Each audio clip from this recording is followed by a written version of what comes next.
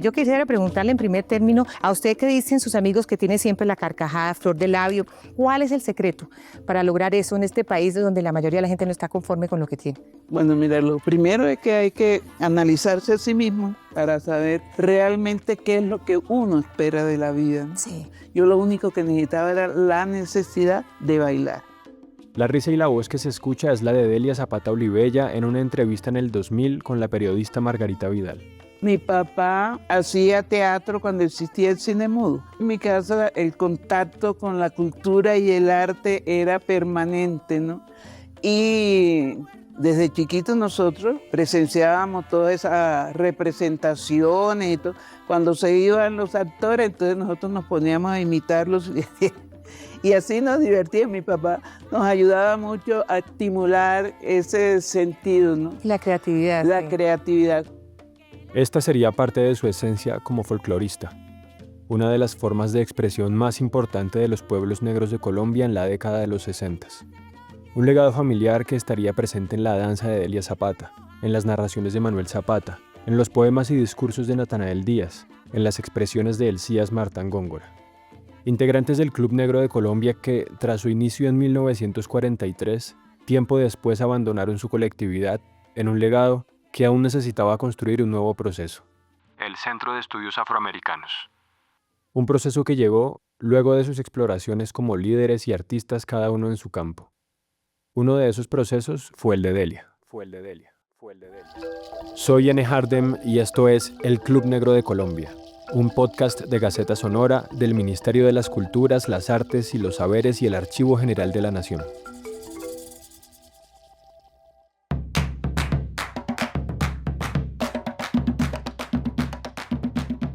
La labor de Delia Zapata Olivella en este país, que empezó hacia los años 40, recorriendo el Caribe colombiano y la costa pacífica. Así lo narraba su hija Edelmira Maza Zapata, quien fue la cómplice, compañera y guardiana del legado de Delia. Cuando mi mamá formó este primer grupo, ella estaba investigando una danza de espíritus que recogió en la región y fue a Palenque. Nosotros fuimos de las primeras personas no palenqueras que entraron a Palenque.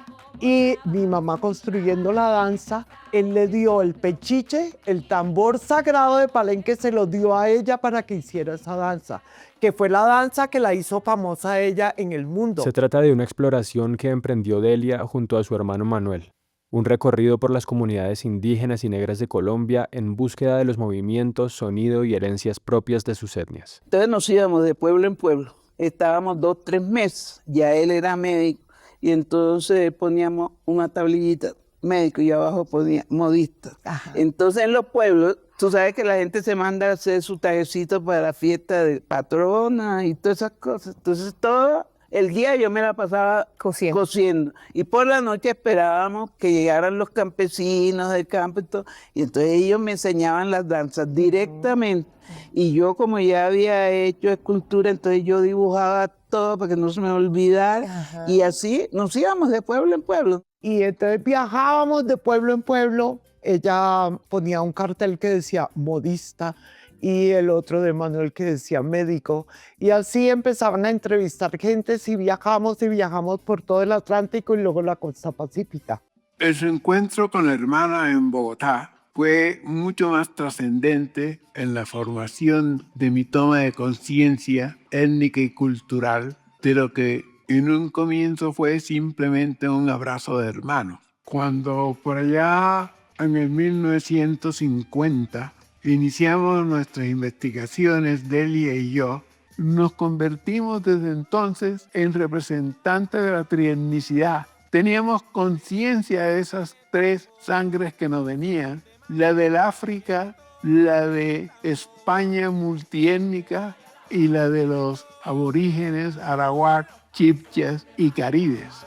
Se trató de una exploración por Colombia en la que los hermanos Zapata Olivella, Delia y Manuel recogieron los saberes de los pueblos que visitaban, creando así un grupo de danza folclórica que llegó a recorrer el mundo, su propio ballet folclórico que fue el primero de este tipo llevado al Teatro Colón de Bogotá, el lugar en el que Delia fue la primera artista negra en presentarse en este teatro en 1953. porque en cada expresión que damos tenemos la conciencia de que habíamos llevado al viejo mundo a través de nuestros tambores la noticia de un nuevo descubrimiento a la inversa de las que se conocían en la historia.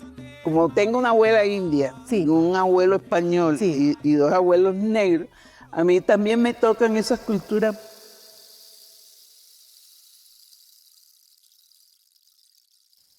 Un punto de partida desde los saberes tradicionales y las artes como un vehículo de promulgación de la cultura negra que cambió, tomó importancia desde la academia.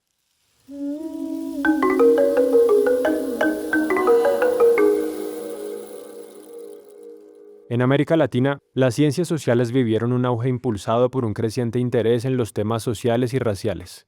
Este despertar coincidió con una época de intensa agitación política y social, con luchas universitarias por presupuesto y autonomía, el surgimiento de los movimientos feministas, las guerrillas en varios países latinoamericanos, invasiones campesinas a latifundios, la influencia de la Revolución cubana, el nacimiento del ecologismo y múltiples huelgas obreras. Todo ello marcó un contexto de efervescencia y fervor revolucionario. Revoluciones que se dieron especialmente en las últimas décadas del siglo XX y que tuvieron sus raíces en procesos de mediados de siglo, donde se estaban transformando los modelos de nación en el sur del continente americano. En 1947, cuando Manuel Zapata Olivella se encontraba regresando a Colombia, luego de un viaje de 4 años por tierras centroamericanas y estadounidenses, cuando Natanael iniciaba su segundo periodo en la Cámara, elegido por los liberales del norte del Cauca, en Colombia iniciaba la construcción de un centro de estudios que situaría la mirada de la academia por primera vez de forma especial en las poblaciones con pertenencia étnica. Esos son los elementos que constituyen el hito del Club del Negro, que fue todo un acontecimiento que dio lugar también a la creación de un centro de estudios afrocolombianos, el primero en su género en Sudamérica, y del cual luego surgieron muchas dinámicas muy importantes que le dieron una tarima de trabajo intelectual a figuras como Amir Smith Córdoba, Sansi Mosquera, y ya para los años 70 a los nuevos voceros de la causa afrocolombiana como Juan de Dios Mosquera. Hechos que después serían determinantes para la promulgación de la Ley 70 de 1993, 27 de agosto. Un referente y un llamado a fin de eliminar el prejuicio racial, un baldón para la democracia teniendo como objeto de estudio principal la población negra. Con el reconocimiento multicultural que se logró en 1993 y la promulgación de la Ley 70 de comunidades negras, se genera un parteaguas en la historia de la política educativa y cultural de Colombia. Fue una forma de llevar a la academia los saberes propios de los pueblos negros y una forma de reparar el olvido al que históricamente se habían enfrentado estas identidades. Esta ley va a plantear un viejo sueño que Manuel Zapata Olivella había planteado en el Congreso de las Américas, que tuvo lugar en Cali en 1977, en donde se va a señalar la urgencia imperiosa de afectar los currículos de los países con presencia de la diáspora africana y lograr que la escuela se ocupe de enseñar y de hablar de forma digna y positiva de esa historia de la diáspora y de los aportes de las poblaciones afrodescendientes en la construcción de las naciones latinoamericanas. Uno de los elementos más importantes desde mi punto de vista que nos va a dejar la Ley 70 es esta perspectiva educativa con la cual van a surgir la Cátedra de Estudios Afrocolombianos y otra serie de elementos que hoy hacen parte de la política educativa colombiana.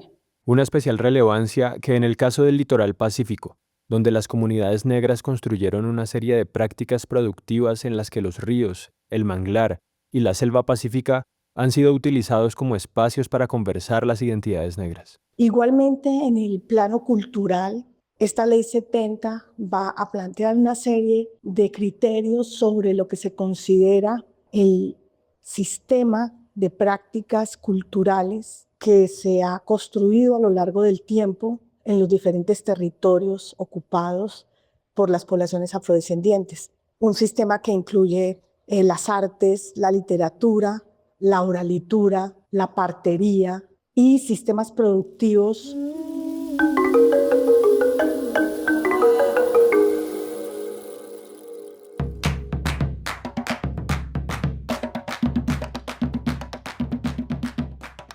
Indudablemente, el proceso de reconocimiento, de visibilización y de estudio de la cuestión afrocolombiana en nuestro país resulta de una importante acción política e intelectual que tuvo lugar en los años 40 del siglo XX, bajo figuras de la talla de Manuel Zapata Olivella, su hermana Delia Zapata Olivella, Marino Oliveros, Natanael Díaz y otros líderes que habían migrado a Bogotá en busca de oportunidades para su formación universitaria y que en ese contexto de vivir en una ciudad con poca población afrodescendiente, pues se enfrentaron al fenómeno del racismo por un lado, lo cual los movilizó y les hizo ser la voz que denunció esa terrible experiencia.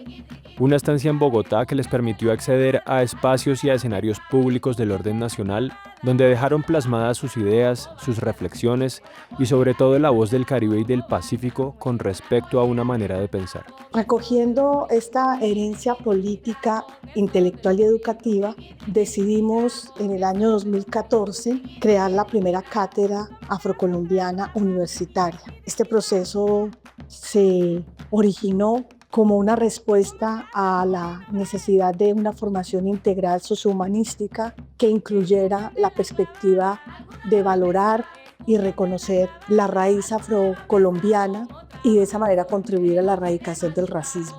A la fecha de hoy, por la cátedra han pasado más de 3.000 jóvenes de todas las facultades de la Universidad del Cauca y hemos logrado ser vanguardia en la educación superior.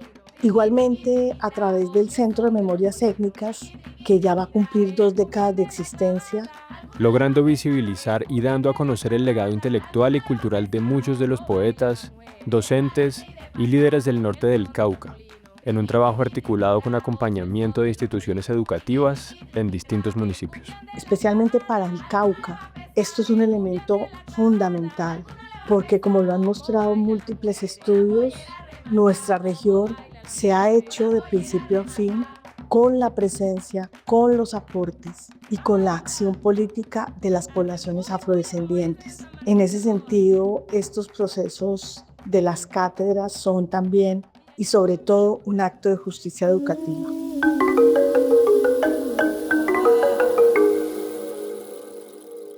Todos unos sentires propios que a finales del siglo XX simbolizaba a Delia como exponente de las artes, de la danza y los sonidos. Cuando yo avanzo, lo primero que hago es concentrar el ritmo en ese ritmo interno mío, que va desde el ombligo hasta el cerebro, y del cerebro entonces yo comunico.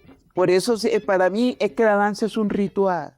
Y es justo lo que proponía el CEA, no solamente a través de la danza, sino a través de una riqueza cultural inmensa que construyeron los descendientes de la diáspora africana en Colombia. Todo esto configura un embrión de una educación antirracista, pero sobre todo de un proceso de formación ciudadana capaz de ocuparse de la cuestión afrodescendiente en Colombia, para reconocer y comprender que nuestra nación y nuestra región en el suroccidente no se puede comprender a profundidad si no se tiene esta perspectiva histórica, territorial y política de la diáspora africana.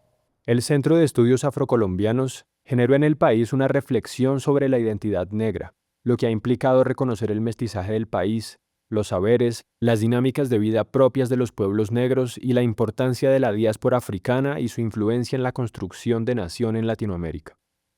Así el CEA se convirtió en un referente que dio el valor a los aportes culturales, étnicos y sociales de las comunidades negras, no como elementos aislados, sino como parte fundamental del mestizaje que ha dado forma a nuestra nación.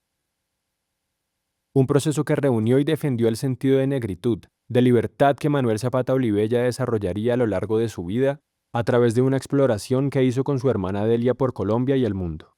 Este podcast está sustentado en la publicación El Club Negro de Colombia, el entrecruce de los conceptos de raza y clase en las ideas de Manuel Zapata Olivella y Natanael Díaz, de la escritora y poeta Rosa Chamorro, de la colección Otras Colombias Posibles, del Ministerio de las Culturas, las Artes y los Saberes y el Archivo General de la Nación.